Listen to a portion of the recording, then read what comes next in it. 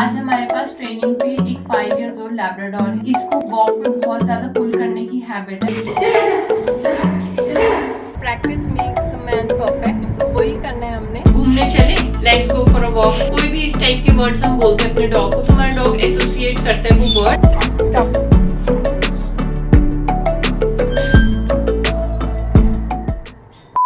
Hello everyone, welcome back to our YouTube channel.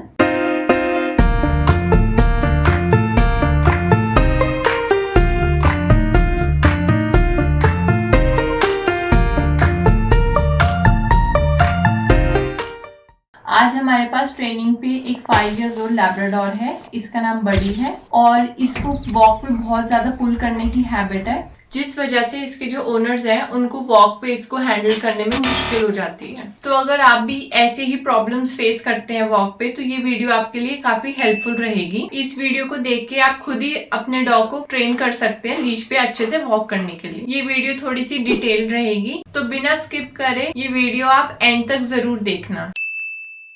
तो बडी को हमारे पास आए हुए एक दिन हो चुका है एंड हमने इसको ऑब्जर्व कर लिया है कि इसकी एक्साइटमेंट एग्जैक्टली स्टार्ट कैसे होती है। तो जब भी हम बडी की लीश उठाते हैं वॉक पे जाने से पहले, तो ये अपनी लीश को देख के एक्साइटेड हो जाता है। और दूसरी बात जो हमने ऑब्जर्व की है वो ये है कि इसने कुछ वर्ड्स जो वॉक से रिलेटेड है उनको ये एसोसिएट करता है वॉक से, और वो चीज इसको बहुत ज्यादा एक्साइटेड कर देती है।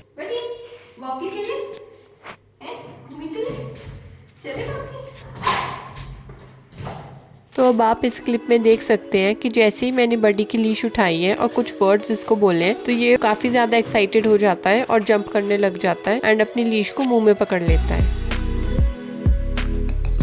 और जैसे ही डोर से बाहर निकलता है तो ये बहुत ज़्यादा एक्साइटेड होता है और पुल करता है। एंड सेम चीज़ ये अभी गेट पे भी करेगा।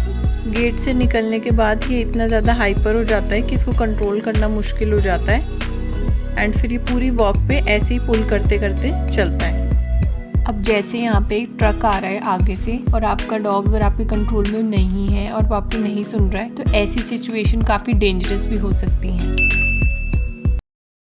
अब मैं आपको कुछ मेथड्स बताऊंगी जिससे आप अपने डॉग को खुद सिखा सकते हैं। तो पहली चीज तो ये है कि डॉग की जो लीश है उसकी एसोसिएशन उसकी वॉक के साथ सिर्फ नहीं होनी चाहिए। फॉर एग्जाम्पल, जैसे आप अपने डॉग को लीश सिर्फ तभी पहनाते हो जब आप उसको वॉक पे लेके जाते हो। अगर आप उसकी लीश इस साइड से उठा के कहीं और रख दो तो भी एक्साइटेड हो जाएगा कि मैं वॉक पे जा रहा हूँ। अब नेक्स्ट क्लिप में आप एक एक्टिविटी देखना, उसमें मैंने इस लीश के एसोसिएशन कैसे आप अपने डॉग के साथ कम कर सकते हैं उसके बारे में बताया है। तो यहाँ पे आप देख सकते हैं जैसे मैंने इसकी लीश उठाई है ये काफ़ी ज़्यादा एक्साइटेड हो रहा है एंड जैसे ही एक्साइटेड हो रहा है मैं इसकी लीश उठा के वापस रख दे रही हूँ एंड देन अगेन उठा रही हूँ। जैसे ही एक्साइटेड हो रहा है मैं इसकी लीश उठा के वापस रख दूंगी जब तक कि बिल्कुल काम ना हो जाए। ये एक्टिविटी आपको थोड़ी देर तक करनी है जब तक आपका डॉग काम स्टेट में ना आ जाए।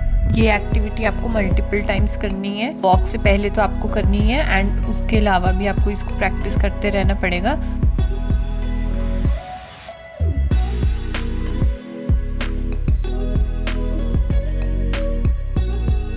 जैसे ही आप डोर के पास आ जाते हैं, आप अपने डॉग को एक साइड पे रखिए, कोई भी साइड जो आपको इजी लगे एंड देन आप धीरे से डोर को ओपन करें। अगर आपका डॉग एकदम से डोर से भागने की कोशिश करता है तो आप उसको ज़रा सा पुल करके वापस वहीं पे लेके आएँ एंड डोर को लॉक कर दीजिए।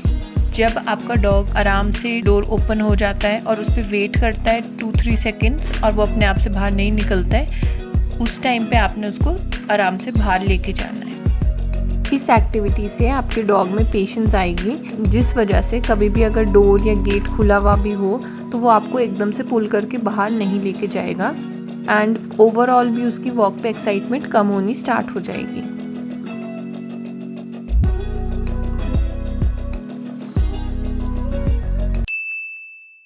अब मैं आपको दिखाऊंगी कि आप अपने डॉग की वॉक कैसे करेक्ट कर सकते हैं। तो सबसे पहले अगर आपके पास आउटडोर स्पेस है तो आप अपने डॉग को वहाँ पे प्रैक्टिस कराएं, या फिर अर्ली मॉर्निंग करा सकते हैं, या फिर जिस टाइम घर के आसपास बिल्कुल कम डिस्ट्रैक्शंस हो वहाँ पे पहले स्टार्ट करें। अब इस एक्टिविटी में जैसे बडी आगे जा रहा है पुल करता हुआ, मैं उसको वहीं से वापस टर्न कर रही हूँ एंड दूसरी डायरेक्शन में लेके जा रही हूँ।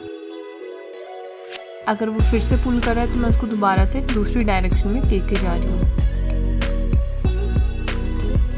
डायरेक्शंस चेंज करने से आपका डॉग का ध्यान आपके ऊपर आएगा जैसे ही आप जहाँ टर्न लोगे तो डॉग आपकी तरफ देखेगा एंड वो आपके साथ चलने की ट्राई करेगा एंड उनकी कोई भी जो डिस्ट्रैक्शंस होंगी उससे भी उसका ध्यान हट जाएगा एंड आपके ऊपर आएगा। सो अब नेक्स्ट है जिसमें डॉग चल रहा है एंड आप सडन उसको स्टॉप करवाते हैं। इससे आपके डॉग में थोड़ी पेशेंस आएगी एंड जैसे ही आप रुकते हैं आपका डॉग भी आपके साथ रुक जाता है। कभी भी कोई डिस्ट्रैक्शन होती है या आपको उसको सडनली स्टॉप करना होता है तो आप आराम से उसको ये स्टॉप कमांड सिखा के आप उसको अपने साथ रोक सकते हैं। जब भी आप अपने डॉग को वॉक करा रहे हैं और आप उसको स्टॉप करा रहे हैं, जब आप प्रेशर देकर स्टॉप कराएंगे उसके इमीडिएटली बाद आपने उसको रिलीज़ करना है। आप उसकी चेन ऐसे या किसी भी एंगल में आप उसको अगर पुल करे रखोगे तो डॉग को गलत सिग्नल चला जाएगा एंड देन उसकी पुलिंग कम होने की जगह और ज़्यादा हो जाएगी। अब मैं आपको बताऊंगी कुछ इंपॉर्टेंट टिप्स जिससे आपको काफ़ी हेल्प मिल सकती है। जब भी आप अपने डॉग को वॉक पे लेके जाएंगे तो आप उसको कॉलर पे लेके जाएंगे, ना कि हार्नेस पे, बिकॉज हार्नेस से उसकी पुलिंग और ज़्यादा होगी। कॉलर से आपको कंट्रोल करने में थोड़ा ईजी होगा। और जब आप अपने डॉग को कॉलर में लेके जा रहे हैं तो आपने ध्यान रखना है कि आपके डॉग का जो कॉलर है वो ना तो ज़्यादा टाइट होना चाहिए और ना ही लूज़ होना चाहिए, ताकि आपके डॉग का कॉलर वॉक पे निकल ना जाए या फिर उसको चोक ना करे। उसमें सफिशिएंट गैप होना चाहिए कि उसको ईजी रहे। अब नेक्स्ट है, आपकी डॉग की जो लीश होनी चाहिए वो ज़्यादा लॉन्ग नहीं होनी चाहिए, स्पेशली उन डॉग्स के लिए जो पुल करते हैं। तो अगर ज़्यादा लंबी लीश होगी तो आपको प्रॉब्लम रहेगी उसको पकड़ने में। तो अगर आपकी डॉग की लीश काफ़ी लंबी है तो आप उसको ऐसे करके 2 हाथ से पकड़ सकते हैं, इस तरीके से। देन आपका डॉग की अगर लीश लंबी है देन आप उसको ऐसे करके अगर आप पकड़ोगे तो आपका हाथ इसमें फंस सकता है और कभी भी आपका डॉग आपको पुल कर लेगा तो आपको इंजरी हो सकती है। तो आपने डॉग की जो लीश है उसको चूड़ी की तरह ऐसे नहीं पहनना है, इसको आपने प्रॉपर तरीके से, अगर लंबी है तो ऐसे करके दूसरे हाथ से आप ऐसे करके पकड़ सकते हैं। अपने अकॉर्डिंग जैसे आप अपने डॉग की लीश होल्ड करेंगे, आप एक नॉट लगा सकते हैं उसकी लीश के ऊपर, सो दैट जब आप उसको वॉक करा रहे हैं तो आपको एक ग्रिप की तरह रहेगा और आप उसको आराम से पकड़ सकते हैं। तो एक इम्पॉर्टेंट पॉइंट, जब भी आप अपने डॉग को वॉक पे लेके जा रहे हैं तो आपको अपना माइंड प्रेजेंट रखना है एंड अलर्ट रहना है, ताकि कोई भी सिचुएशन कैसी भी हो तो आप अपने डॉग का एकदम से कंट्रोल कर सकते हैं। तो last but not the least, practice makes man perfect. So वही करना है, हमने प्रैक्टिस करते रहनी है रेगुलरली। एंड अगर आपके डॉग को आप प्रैक्टिस नहीं कराओगे, 1-2 बार कराओगे और फिर प्रैक्टिस नहीं दोगे तो आपके डॉग को नहीं समझ में आएगा कि उसको करना क्या है, वो काफ़ी कंफ्यूज रहेगा। सो आपको अपने डॉग को रेगुलरली प्रैक्टिस कराते रहनी है, तो वो अपने आप आपके साथ कोऑर्डिनेट करने लग जाएगा। तो इस चीज़ को आप अपने डेली रूटीन में इंक्लूड कर सकते हैं। जैसे आपका डॉग 2 टाइम वॉक करता है तो एटलीस्ट सुबह और शाम को आपको उसको ये प्रैक्टिस कंपलसरी देनी है, तभी आपको इसके रिजल्ट्स अच्छे देखने को मिलेंगे। तो यही था आज की वीडियो में। बडी भी आज थक गया है और आज का इसका ट्रेनिंग सेशन अब ख़त्म हो गया है, तो इसको भी हम रेगुलर प्रैक्टिस कराते रहेंगे। आपको ये वीडियो अगर पसंद आया है तो इसको लाइक करें, शेयर करें एंड हमारे चैनल को सब्सक्राइब करें, सो दैट हम आपके लिए और नई नई ट्रेनिंग की वीडियोस लाते रहें। तो अगर आपकी कोई क्वेरी है तो आप हमको कमेंट सेक्शन में पूछ सकते हैं या फिर आप हमारे इंस्टाग्राम पे हमको मैसेज करके भी पूछ सकते हैं।